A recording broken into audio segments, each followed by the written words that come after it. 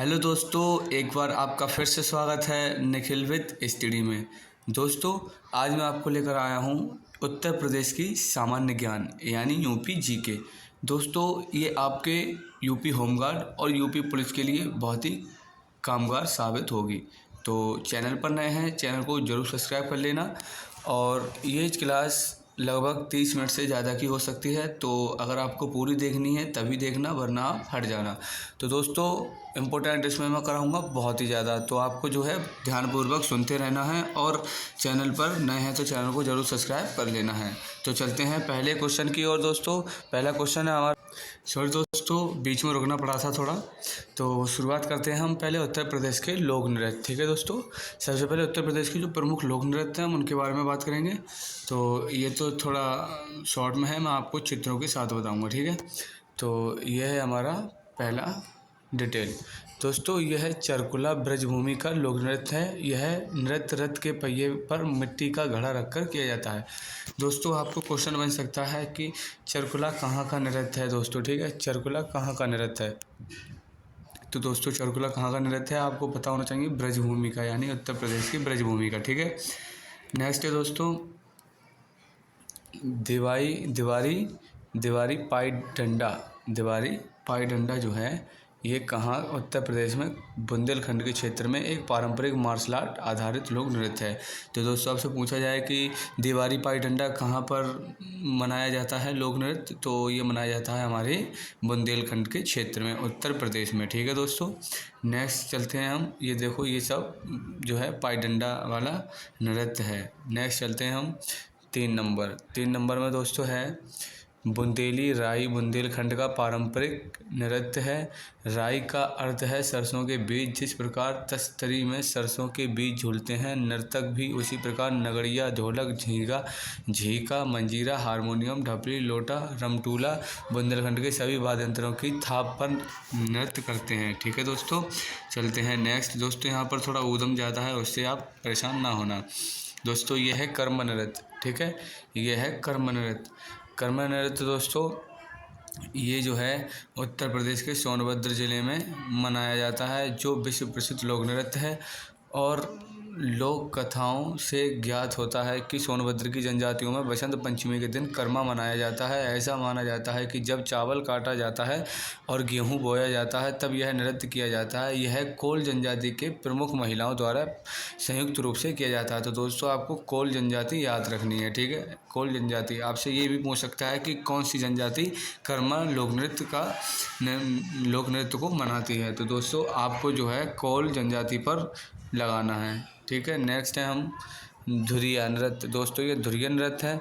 धुरिया नृत्य बुंदेलखंड क्षेत्र में कुम्हार जाति के लोग, जिन्हें हम प्रजापति कहते हैं, कुम्हार जाति के लोग जो है मिलकर बनाते हैं। ठीक है दोस्तों, कुम्हार जाति की जो महिलाएं हैं, महिलाओं के बीच में किया जाता है। ठीक है दोस्तों, उसके बाद दोस्तों आती है धीवर कहार जाति द्वारा शुभ अवसरों पर किया जाने वाला नृत्य है। दोस्तों, ये धीवर जो है कहार जाति द्वारा शुभ अवसरों पर किया जाने वाला नृत्य है। ठीक है दोस्तों, चलते हैं नेक्स्ट है दोस्तों नटवारी नृत्य। दोस्तों, नटवारी नृत्य को कृष्ण के नृत्य के रूप में भी जाना जाता है। ठीक है दोस्तों, कृष्ण के नृत्य के रूप में भी जाना जाता है नटवारी नृत्य। ठीक है, और दोस्तों नटवारी नृत्य को कथक से जोड़ा जाता है। नटवारी पूर्वांचल क्षेत्र का एक नृत्य है। नटवारी नृत्य पूर्वी यूपी यानी पूर्वांचल में अहीर और यादवों के बीच प्रचलित है।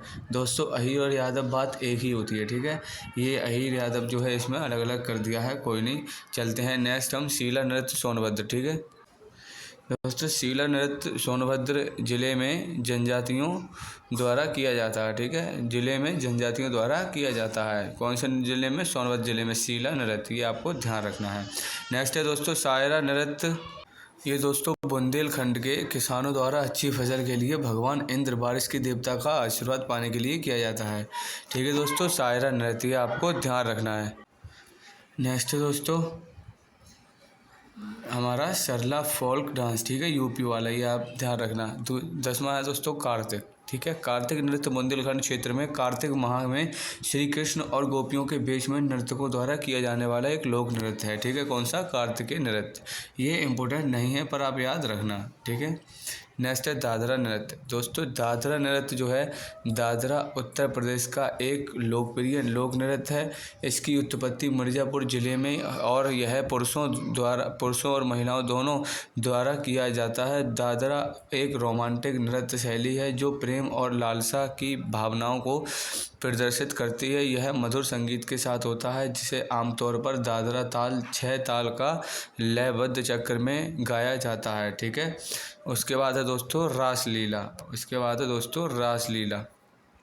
रासलीला दोस्तों यह जो है रासलीला या प्रेम के नृत्य का भारतीय लोक नृत्य मथुरा और वृंदावन में कृष्ण की पवित्र भूमि से उत्पन्न हुआ है। यह प्राचीन नृत्य इतना पुराना है कि इसका उल्लेख भगवद गीता की पवित्र पुस्तकों में भी किया गया है।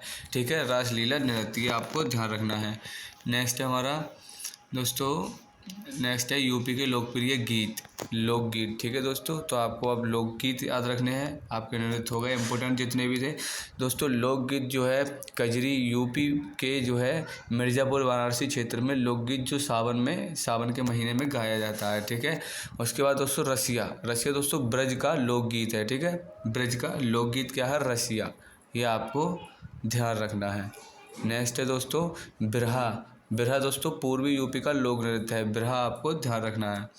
नेक्स्ट है गाजीपुर के बिहारी यादव पहले बिरहा गायक हैं। दोस्तों अगर आपको पूछा जाए कि बिरहा के पहले गायक कौन है तो गाजीपुर के बिहारी यादव पहले बिरहा गायक हैं। दोस्तों 4 है सोहर जो लोकगीत है, ये अवध क्षेत्र का लोकगीत है। इसे बच्चे के जन्म के समय गाया जाता है और ये बहुत ही आपके लिए इम्पोर्टेंट भी क्वेश्चन है। ठीक है दोस्तों, सोहर हो गया। नेक्स्ट आला। दोस्तों आला बुंदेलखंड क्षेत्र का लोकगीत है। आला की उत्पत्ति महोबा से हुई है जो आला और ऊदल की वीरता का वर्णन करता है। तो दोस्तों आला ऊदल के बारे में आपने अच्छे से पढ़ा होगा, जिनके आगे हर कोई पानी मांगता था। नेक्स्ट है हमारा नकटा। दोस्तों ये नकटा एक लोकगीत है। यह अवध क्षेत्र का है। इन्हें पूर्वांचल क्षेत्र में भी गाया जाता है दोस्तों। ठीक है, पूर्वांचल क्षेत्र जैसे फर्रुखाबाद हो गया, अवध हो गया, जो भी पूर्व में स्थित हैं जिले, उनके लिए। उसके बाद दोस्तों रागनी और ढोला। दोस्तों ये पश्चिम यूपी के लोकगीत हैं, रागनी और ढोला। दोस्तों हम भी पश्चिम यूपी में आते हैं, जैसे कासगंज जिला और बदायूं जिला भी जो है पश्चिम यूपी में आते हैं। नेक्स्ट है दोस्तों चैती लोकगीत जो है पूर्वी यूपी खासकर वाराणसी, प्रयागराज, गोरखपुर आदि में प्रसिद्ध है। क्या दोस्तों? चैती, ये आपको ध्यान रखना है। चलते हैं दोस्त नेक्स्ट है हमारा मेलों के नाम और स्थान। दोस्तों ये आप जो है इसके आगे वेरी इंपॉर्टेंट लगा लेना, क्योंकि ये क्वेश्चन बहुत ही ज़्यादा इम्पोर्टेंट है। ठीक है, ये आपको जो है ध्यान रखना है। ठीक है, चलते हैं। सबसे पहले हमारा कबीर मेला, ये दोस्तों संत कबीर नगर में लगाया जाता है। ये आपको नोट्स में लिख लेना है और इनको याद भी करना है। ठीक है, उसके बाद दोस्तों रामायण मेला, ये चित्रकूट में लगता है दोस्तों, ये आपको ध्यान रखना है। उसके बाद सैयद सलार मेला, ये उर्स जो है बहराइच में लगता है, ये भी आपको ध्यान रखना है दोस्तों। ये सभी इम्पोर्टेंट, बहुत ही ज़्यादा इम्पोर्टेंट है दोस्तों, पेपर में रखे हुए मिलेंगे, आपको ये ध्यान रखना। कालिंजर मेला जो है दोस्तों बांदा में लगता है, यूपी का जो बांदा जिला है दोस्तों, वहाँ पर लगता है कालिंजर का मेला। उसके बाद शाकुंभरी मेला, दोस्तों शाकुंभरी देवी मेला जो है सहारनपुर में लगता है। ये तो बहुत ही ज़्यादा बार जो है एग्ज़ाम में आ चुका है। उसके बाद है दोस्तों कजली मेला, ये महोबा में लगता है। ठीक है, कजली मेला आपको ध्यान रखना है। नेक्स्ट है दोस्तों हमारा सोरो मेला, ये कासगंज ज़िले में लगता है, यानी हमारे ज़िले में। ठीक है, उसके बाद ध्रुपद मेला, ये दोस्तों वाराणसी में लगता है, तो ध्रुपद भी आप याद रखना। और इनमें जो है सबसे ज़्यादा इम्पोर्टेंट अगर दोस्तों है तो वो दो हैं, एक तो शाकुंभरी है। ठीक है दोस्तों, एक शाकुंभरी हो गया और एक तुम्हारा हो गया ये ध्रुपद वाराणसी, और एक और है ये सैयद सलार मेला। ठीक है, ये सब आपको ध्यान रखना है। नेक्स्ट है हमारा दोस्तों मकनपुर मेला, ये आप ध्यान रखना। एक तो हो गया मकनपुर मेला और जो है एक है ढाईघाट मेला। तो दोस्तों मकनपुर मेला घाटमपुर कानपुर में किया जाता है। उसके बाद ढाईघाट मेला शाहजहाँपुर में किया जाता है और बटेश्वर मेला आगरा में किया जाता है और गणगौर मेला आगरा में और नौचंदी मेला मेरठ में। और दोस्तों इनमें जो इम्पोर्टेंट है वो है आपका नौचंदी मेला और बटेश्वर मेला और आपका ढाईघाट मेला। दोस्तों ये तीनों जो है वेरी इंपॉर्टेंट है, इन्हें आप ध्यान रखना। चलते हैं नेक्स्ट, हमारे मेले हो गए, अब आते हैं संग्रहालय और उनका स्थान। तो दोस्तों ये बहुत ही इम्पोर्टेंट है, दिल थाम कर बैठना और अच्छी तरीके से इसको पढ़ना। दोस्तों मोतीलाल नेहरू जो बाल संग्रहालय है वो लखनऊ में स्थित है, और जो है ये संग्रहालय है दोस्तों, इनकी स्थापना काफ़ी समय पहले हुआ करती थी और आज भी है का। चलते हैं नेक्स्ट, ये दोस्तों है रेलवे संग्रहालय गोरखपुर। ठीक है, ये है रेलवे संग्रहालय गोरखपुर, ये दोस्तों गोरखपुर का रेलवे संग्रहालय है। नेक्स्ट है हमारा लोक कला संग्रहालय लखनऊ। दोस्तों ये लोक कला संग्रहालय है जो कि लखनऊ में स्थित है। और दोस्तों इसके बाद है हमारा भारत का कला भवन संग्रहालय, ये है वाराणसी में स्थित। ठीक है दोस्तों, नेक्स्ट चलते हैं हम, नेक्स्ट है हमारा आध्यात्मिक संग्रहालय। दोस्तों आध्यात्मिक संग्रहालय जो है ये हमारा कहाँ स्थित है, आगरा में। और दोस्तों तुलसी स्मारक भवन कहाँ स्थित है, अयोध्या में। दोस्तों तुलसीदास ने जो है रामायण की रचना की थी, रामचरितमानस की रचना की थी। और जो है अगर उन्होंने रामचरितमानस की रचना की है तो जाहिर सी बात है कि आपको जो है तुलसी स्मारक अयोध्या में मिलेगा, ये ट्रिक से याद रखना। ठीक है, नेक्स्ट है दोस्तों राज्य संग्रहालय। राज्य संग्रहालय दोस्तों लखनऊ में स्थित है, राज्य संग्रहालय लखनऊ में स्थित है। और इस यूपी का सबसे पुराना संग्रहालय 1863 में लखनऊ में बना राज्य संग्रहालय है। तो दोस्तों ये सबसे पुराना संग्रहालय है जो कि 1863 में बना था। नेक्स्ट हमारे आते हैं यूपी में हवाई अड्डे। दोस्तों यूपी में हवाई अड्डे हैं, कितने हैं और कितने बनने वाले हैं, इन सब की जानकारी मैं आज आपको दूंगा। तो दोस्तों सबसे पहले अयोध्या में दोस्तों मर्यादा पुरुषोत्तम श्री राम अंतर्राष्ट्रीय हवाई अड्डा स्थित है। ठीक है दोस्तों, और जो है इसका नाम बदलकर वाल्मीकि हवाई अड्डा कर दिया गया था। नेक्स्ट है हमारा कुशीनगर दोस्तों, ये है कुशीनगर जो है अंतर्राष्ट्रीय हवाई अड्डा। दोस्तों ये कुशीनगर जो है अंतर्राष्ट्रीय हवाई अड्डा है। तो आपसे पूछ सकते हैं यूपी में कितने इंटरनेशनल हवाई अड्डे हैं और कुशीनगर में हवाई अड्डा नेशनल है या नहीं है, तो इसके ऊपर आपको जो है ध्यान रखना है। नेक्स्ट है दोस्तों लखनऊ में चौधरी चरण सिंह। ठीक है दोस्तों, नेक्स्ट है हमारा लखनऊ में चौधरी चरण सिंह हवाई अड्डा, और ये कहाँ पर स्थित है, लखनऊ में स्थित है। ठीक है, चौधरी चरण सिंह अंतर्राष्ट्रीय हवाई अड्डा। दोस्तों ये इंटरनेशनल हवाई अड्डा है, ये आपको ध्यान रखना है। नेक्स्ट है हमारा नोएडा में दोस्तों नेशनल हवाई अड्डा नहीं है, ये इंटरनेशनल हवाई अड्डा है। नोएडा जो है इंटरनेशनल हवाई अड्डा यानी जेवर हवाई अड्डा। दोस्तों जेवर एयरपोर्ट है ये, यहाँ पर एक फिल्म सिटी भी बन रही है, तो आप लोग कमेंट करना आप कहाँ से हैं। और नेक्स्ट है हमारा वाराणसी लाल बहादुर शास्त्री अंतर्राष्ट्रीय हवाई अड्डा। दोस्तों ये जो है वाराणसी में स्थित है लाल बहादुर शास्त्री अंतर्राष्ट्रीय हवाई अड्डा। और जो है यहीं से जो है अभी जो कुंभ का मेला लगा था, जो जितने भी बाहर के लोग आए थे उन लोगों को जो है यहीं पर सबसे पहले आना पड़ा था, उसके बाद जो है ये कुंभ के मेले में गए थे। नेक्स्ट है हमारा बजट 2025 और 24 के तहत, बजट 2024 और 25 के तहत यूपी भारत का पहला राज्य बन जाएगा जिसके पास 21 हवाई अड्डे होंगे। ठीक है दोस्तों, तो यूपी जो है सबसे ज़्यादा हवाई अड्डे वाला राज्य बन जाएगा। नेक्स्ट है हमारा, ये दोस्तों कुछ बताया गया है, इसमें कनेक्टिविटी कहाँ कहाँ से जोड़ी गई है हवाई अड्डों की, जो navigating growth with faster connectivity जो है कहाँ कहाँ जोड़ी गई है दोस्तों। ये बिहार है और EDFC, और यहाँ पर हमारा लगभग काफ़ी जो है यहाँ से जोड़ा गया है। और सबसे ज़्यादा वाराणसी से जो है लंबी रास्ता है जो कि मेरठ तक गई है। और एक और है हमारा सोनभद्र से मिर्ज़ापुर से, जो कि सहारनपुर तक जो है इसका रोड मैप है। तो दोस्तों सबसे ज़्यादा जो है यूपी बन जाएगा कुछ दिनों में हवाई अड्डे वाला राज्य।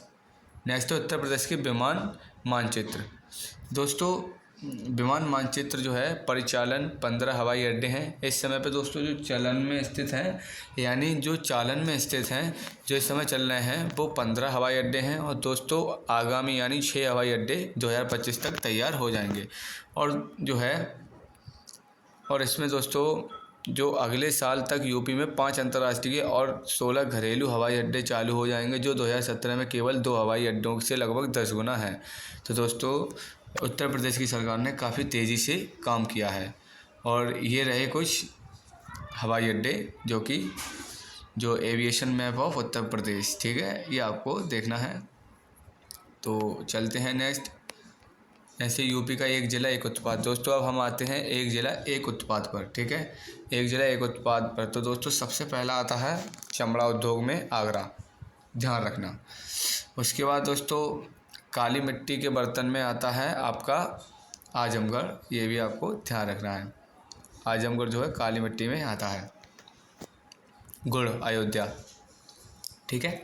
नेक्स्ट मंजू उत्पाद, यानी हमारी जो है जो घरेलू भाषा है उसको हम इसे पलरिया भी कहते हैं। तो ये मंजू उत्पाद है जो कि अमेठी में है, ठीक है। एक जिला एक उत्पाद। नेक्स्ट है हमारा, नेक्स्ट है वाद्य यंत्र। वाद्य यंत्र है दोस्तों अमरोहा, ठीक है। अमरोहा में ये वाद्य यंत्र का जो है सबसे ज़्यादा बिजनेस होता है। उसके बाद है देसी घी औरैया, ठीक है, आपको ये भी ध्यान रखना है। देसी घी औरैया, औरैया में सबसे ज़्यादा बनता है। और कपड़ा उत्पाद जो है अम्बेडकर नगर में सबसे ज़्यादा बनता है। नेक्स्ट है जरी जरदोजी, ये बदायूं में है दोस्तों, जैसे कारचौबी का काम कहते हैं, ये सबसे ज़्यादा बदायूं में है, जो दरी बनाने का भी काम है। होम फर्निशिंग, घर का फर्नीचर, दोस्तों कारचौबी में भी बदायूं आगे है। होम फर्निशिंग यानी घर का फर्नीचर सबसे ज़्यादा बागपत में मिलता है। और उसके बाद गेहूं ठंठल हस्तशिल्प जो है बहराइच में। दोस्तों जो गेहूं की ठंठल होती है जिसे हम भुज में शामिल करते हैं, उससे डिजाइनिंग होती है, कहाँ पर होती है, बहराइच में, ठीक है। नेक्स्ट है सजार पत्थर। दोस्तों सजार पत्थर शिल्प जो है बांदा में है। बांदा के लोग जो है सजार पत्थर शिल्प जो है डिजाइनिंग करते हैं। उसके बाद सिरेमिक उत्पाद जो है ये बुलंदशहर में होता है। नेक्स्ट चलते हैं हम। नेक्स्ट है जरी जरदोजी। दोस्तों ये यूपी और बरेली दोनों में, बदायूं और बरेली दोनों में स्थित है, ठीक है। बांस उत्पाद और जरी जरदोजी। लकड़ी शिल्प एवं सिरका उत्पाद, दोस्तों ये बस्ती में स्थित है। उसके बाद है दोस्तों बिंदी। बिंदी में, बिंदी के लिए सबसे ज़्यादा फेमस कौन सा है दोस्तों, बलिया। बलिया जो है बिंदी के लिए फेमस है। और खाद्य प्रसंस्करण दालें यानी कि बलरामपुर, ठीक है। बलरामपुर में जो सबसे ज़्यादा बिजनेस होता है वो किसका होता है, दालों का। उसके बाद दोस्तों जो लकड़ी के खिलौने होते हैं वो किस ज़िले में होते हैं दोस्तों, चित्रकूट में, ये आपको ध्यान रखना है। उसके बाद दोस्तों एंकल बेल्स यानी घुंघरू। घुंघरू कहाँ पर बनते हैं दोस्तों, सबसे ज़्यादा एटा में, ठीक है, ये आपको ध्यान रखना है। नेक्स्ट है टेराकोटा एवं रेडीमेड गारमेंट्स। दोस्तों ये गोरखपुर में मिलते हैं। और खाद्य प्रसंस्करण दालें गोंडा में। दोस्तों जो दालें हैं वो रामपुर, और खाद्य प्रसंस्करण दालें गोंडा में स्थित हैं। यानी यहाँ पर सबसे ज़्यादा बिजनेस किसका होता है, दालों का। कहाँ पर, गोंडा में और रामपुर में। उसके बाद हस्त निर्मित कागज़ उत्पाद जालौन। दोस्तों हाथों से बनाया जाता है कागज़, कहाँ पर, जालौन में। और हींग के लिए सबसे ज़्यादा जो फेमस है वो क्या है, हाथरस। उसके बाद आता है एल्यूमिनियम के बर्तन। दोस्तों एल्यूमिनियम के जो बर्तन हैं वो सबसे ज़्यादा कहाँ पर बनाए जाते हैं, तो दोस्तों ये बनाए जाते हैं सबसे ज़्यादा कहाँ पर, कानपुर देहात में, ठीक है। और केले के रेशे उत्पाद, ये जो है कहाँ मनाया जाता है, केले के रेशे उत्पाद, ये भी दोस्तों कानपुर देहात में ही मनाया जाता है, ठीक है।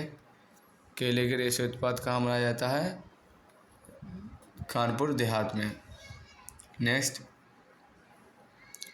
गोरा पत्थर शिल्प। गोरा पत्थर शिल्प जो है कहाँ पर, महोबा में मनाया जाता है।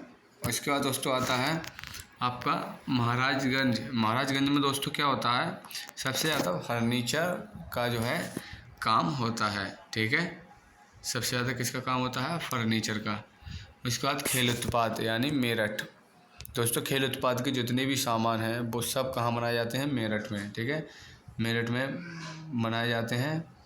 और उसके बाद जो है गुड़ मुजफ्फरनगर में है। गुड़ जो है मुजफ्फरनगर में है। और मुजफ्फरनगर में सबसे ज़्यादा किसकी जो है बिजनेस होता है, गुड़ का। उसके बाद चलते हैं दोस्त सैनिटरी फिटिंग, ठाकुर जी की पोशाक, ये सब निर्माण कहाँ पर होता है दोस्तों, मथुरा में। जब ठाकुर जी ही मथुरा के हैं तो ये सब का निर्माण भी मथुरा में होगा। दोस्तों तारकसी कला, तारकसी कला दोस्तों मैनपुरी की है, ये आपको ध्यान रखना है दोस्तों, ठीक है। चलते हैं नेक्स्ट पावर लूम। पावरलूम उद्योग दोस्तों, पावरलूम उद्योग और बांसुरी पीलीभीत दोस्तों, बांसुरी कहाँ पर स्थित है? दो सबसे ज़्यादा जो है बांसुरी का जो है वो कहाँ पर बिजनेस होता है? वो होता है दोस्तों पीलीभीत में, ठीक है। कहाँ होता है दोस्तों? पीलीभीत में। चलते हैं नेक्स्ट, आंवला उत्पाद दोस्तों, आंवला जो उत्पाद है सबसे ज़्यादा आंवले आंवले जो होते हैं, आंवला जैसे हम खाते हैं, ये सबसे ज़्यादा प्रतापगढ़ में होता है दोस्तों, ठीक है। नेक्स्ट चलते हैं, लकड़ी शिल्पकार दोस्तों, ये सबसे ज़्यादा कहाँ पर होता है? ये होता है हमारा लकड़ी शिल्पकार सहारनपुर, ठीक है। और दोस्तों काला नमक चावल जो है सिद्धार्थनगर में इसका सबसे ज़्यादा बिजनेस होता है। उसके बाद दोस्तों है हमारा हस्तशिल्प, हस्तशिल्प सींग हड्डी जो हाथों से बनाई जाती है वो है दोस्तों चंबल, और जनजातीय शिल्प श्रावस्ती, ठीक है। नेक्स्ट है दोस्तों हमारा ताप विद्युत संयंत्र स्थान। तो दोस्तों जो ताप विद्युत संयंत्र स्थान है वो कौन कौन से हैं? जैसे परीक्षा एक ताप विद्युत यंत्र है और ये कहाँ पर बनाया जाता है? झांसी में। और दोस्तों मेजा एक बार ताप विद्युत संयंत्र है, ये कहाँ जो है इसका स्थान है दोस्तों? प्रयागराज में। और रोजा शाहजहाँपुर जो है, रोजा जो ताप विद्युत संयंत्र है इसका स्थान कहाँ है? शाहजहाँपुर में, यानी ये शाहजहाँपुर में बनता है। उसके बाद हरदुआगंज अलीगढ़, औरैया दिव्यापुर औरैया, ठीक है। उसके बाद आता है हमारा Feroze Gandhi Unchahar thermal power plant, ये दोस्तों रायबरेली ज़िला में स्थित है।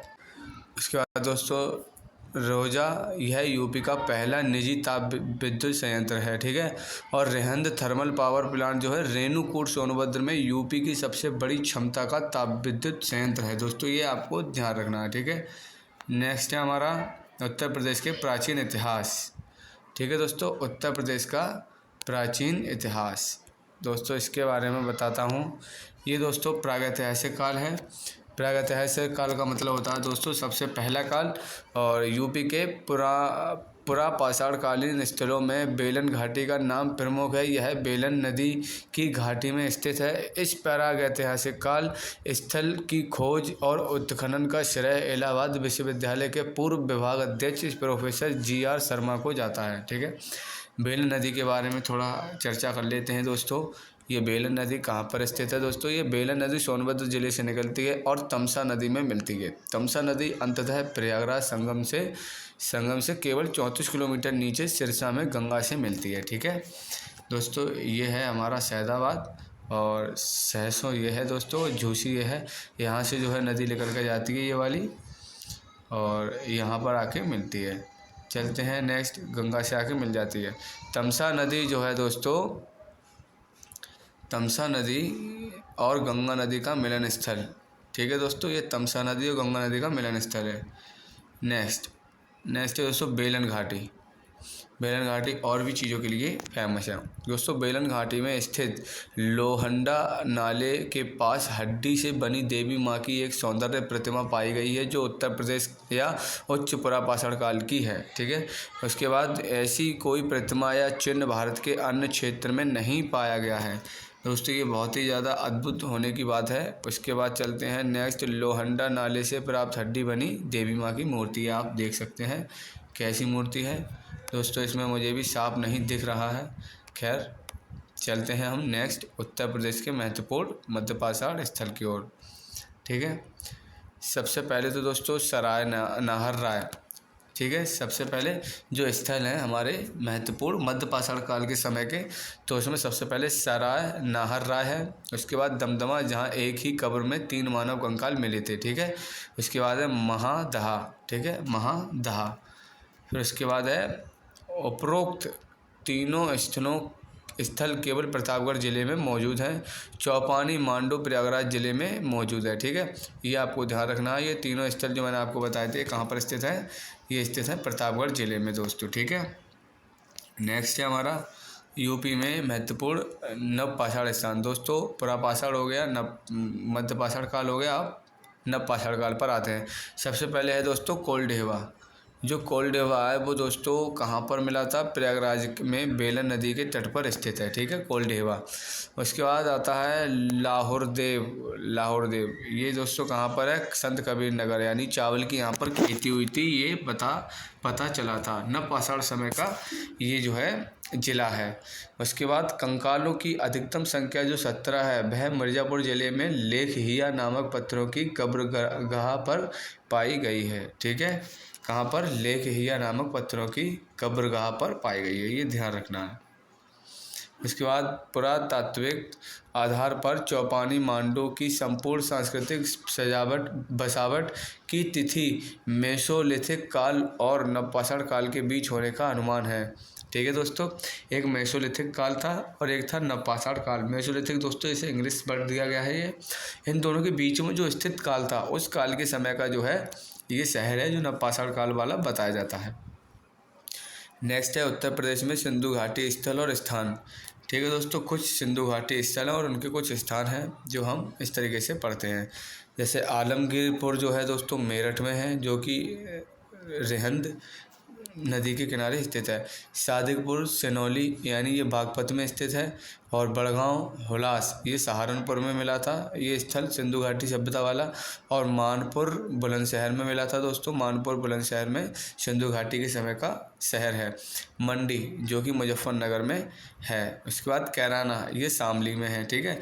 ये सब जितने भी ये टोटल मैंने आपको नाम गिनाए हैं, ये सब क्या थे? ये जो है सिंधु घाटी टाइम के शहर हैं दोस्तों। आलमगीरपुर स्थल सिंधु घाटी स्थल दोस्तों, ये स्थल जो है ये इसकी खुदाई 1958 में यज्ञदत्त शर्मा ने कराई थी। ये आपको इम्पोर्टेंट है, याद रखना है, यज्ञदत्त शर्मा। उसके बाद जो है यह यमुना की सहायक नदी हिंडन के बाएं किनारे पर स्थित है, ठीक है। ये पूरा ये 200 शहर निकला है, काफ़ी साल पुराना। उसके बाद यह सिंधु घाटी सभ्यता का सबसे पूर्वी स्थल है। तो आपसे क्वेश्चन हो सकता है कि सिंधु घाटी सभ्यता का सबसे पूर्वी स्थल कहाँ है? तो दोस्तों आलमगीरपुर में स्थित है। और किस नदी के किनारे है? तो रिहंद नदी के किनारे है। हिंडन नदी के किनारे स्थित है, ठीक है। चलते हैं नेक्स्ट। आलमगीरपुर का उत्खनन स्थल ये है, इस टाइप का था, ठीक है। नेक्स्ट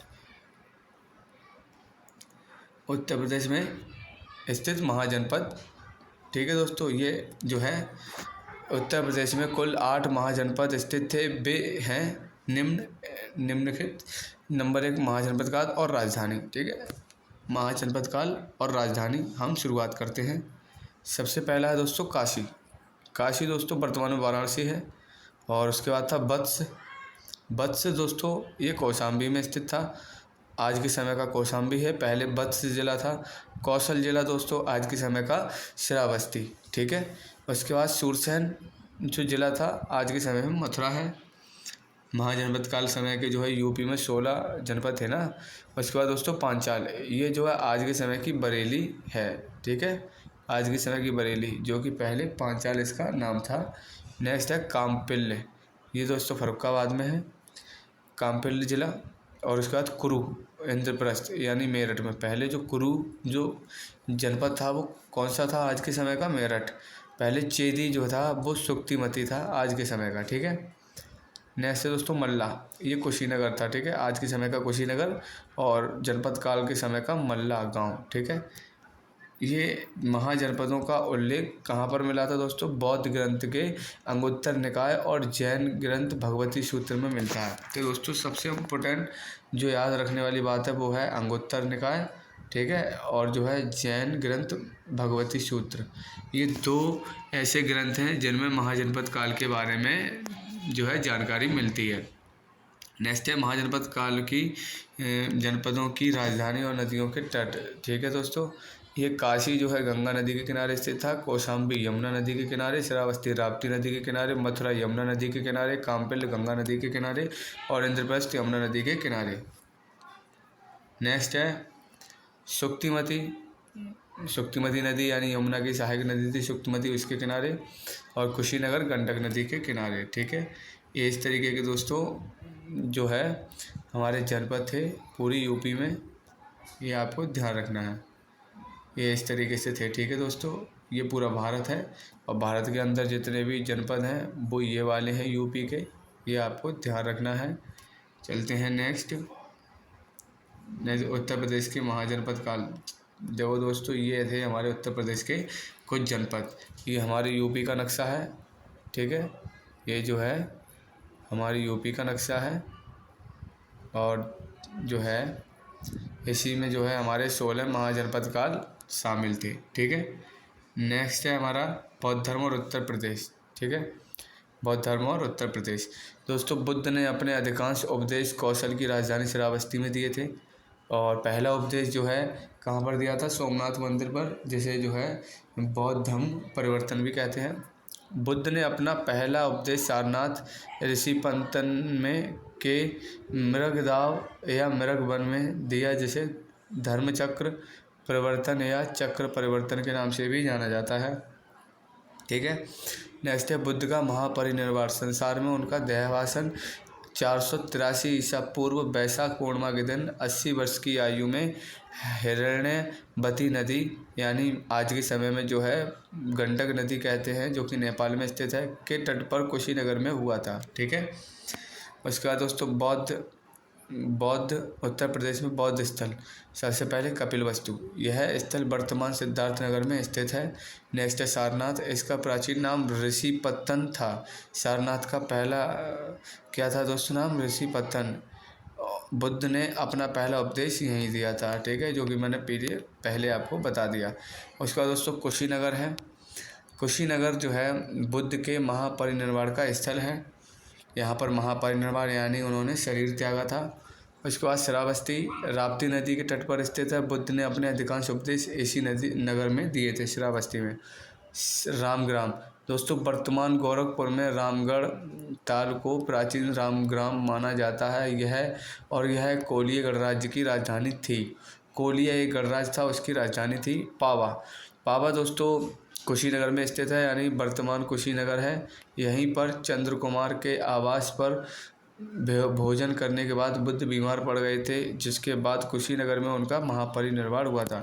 तो क्वेश्चन आपको अगर फंसाना होगा तो वो यही बना सकता है कि भगवान बुद्ध ने किसके घर पर खाना खाया था जिसके बाद वह बीमार पड़ गए थे, तो याद रखना चंद्रकुमार के घर पर, ठीक है। नेक्स्ट है दोस्तों उत्तर प्रदेश के मध्यकालीन इतिहास। दोस्तों ये जो है मैं आपको नेक्स्ट पार्ट 2 में कराऊंगा, क्योंकि आज की वीडियो कुछ लंबी हो गई, तो इसको मैं जो है पार्ट 2 में कराऊंगा। आज के लिए इतना ही रखते हैं दोस्तों, और चैनल पर नए हैं चैनल को ज़रूर सब्सक्राइब कर लेना अगर आप अंत तक चैनल पर हमारी वीडियो पर बने रहे हैं। तो दोस्तों आज के लिए इतना ही काफ़ी है, मिलते हैं नेक्स्ट वीडियो के साथ। Thank you.